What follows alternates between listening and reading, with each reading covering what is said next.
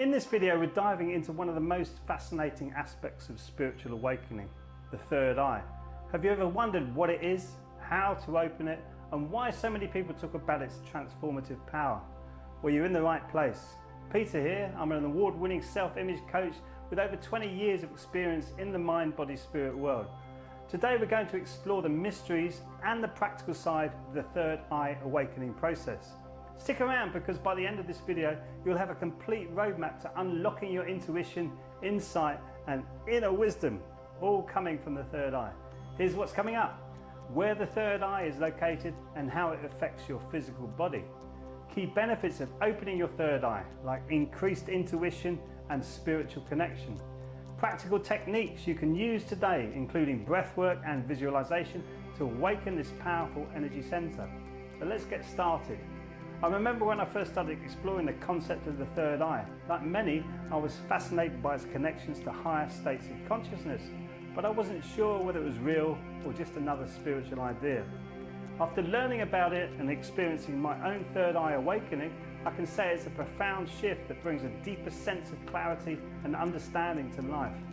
I remember I was attending a weekend training for opening the deeper healing aspects of the body, and during the meditation, a beautiful blue sparkling star was spinning right in the middle of my mind's eye.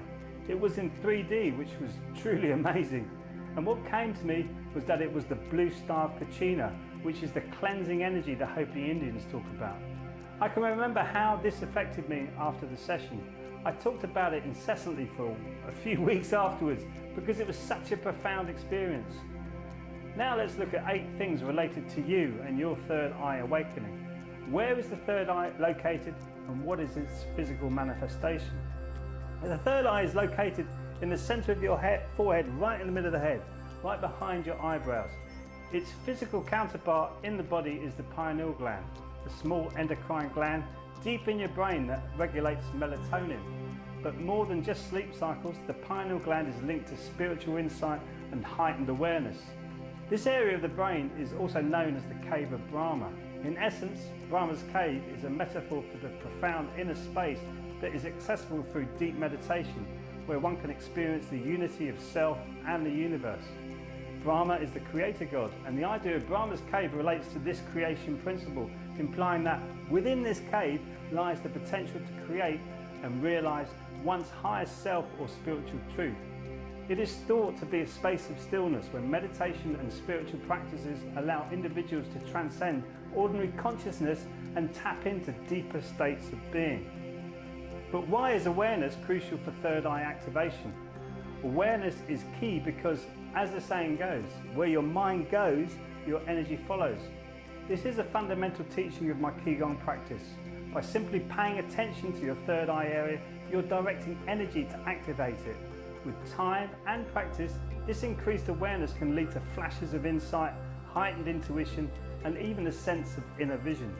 In my Qigong classes, we often focus on waking up the pineal gland, and the students often share their experience. I will share them with you in a second. And the next one is physical sensations of activation. When your third eye begins to activate, you might experience physical sensations such as a light pressure or a tingling between the eyebrows, flashes of light, or even fractal patterns in your mind's eye. These are all signs that your pineal gland is becoming more active. My students who have taken the third eye awakening class often say they see a blue or purple light in the backs of their eyelids. Some of them feel an itchiness in between their eyebrows, and others a dull sensation in the middle of their head. All of these are signs of the third eye is waking up. Mine personally is like a dull sensation in the middle of my head, which is growing through this video, funnily enough. What's blocking your third eye? So let's look at the calcified pineal gland. A common barrier to third eye activation is something called pineal gland calcification. Over time, minerals like fluoride can accumulate in the gland, hardening it and potentially blocking its function. This calcification can prevent the release of DMT, a compound associated with spiritual and mystical experiences. But don't worry, there are ways to reverse this through detox practices and a clean diet. One of the main things to do is get the fluoride out of your water, and this really does calcify the pineal gland.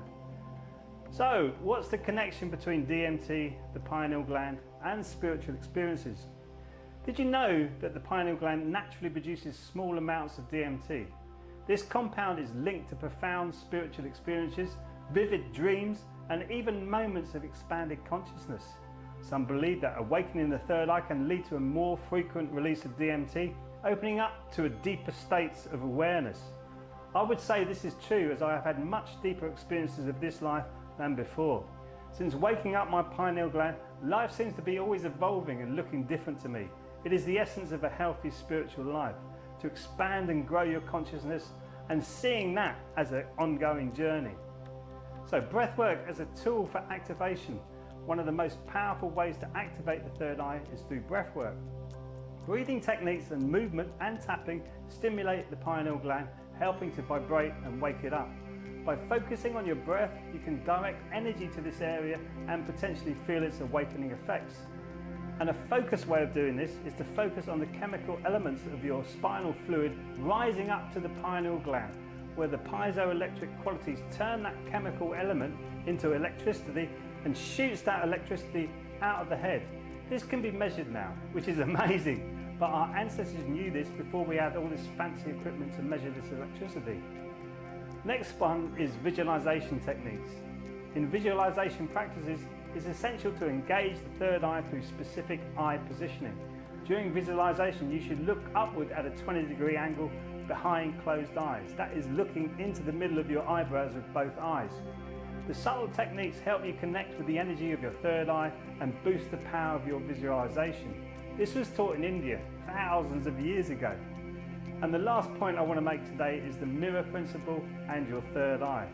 The mirror principle is all about understanding the connection between your inner and outer worlds. As you work on awakening your third eye, you'll start to notice how your internal shifts influence your external reality.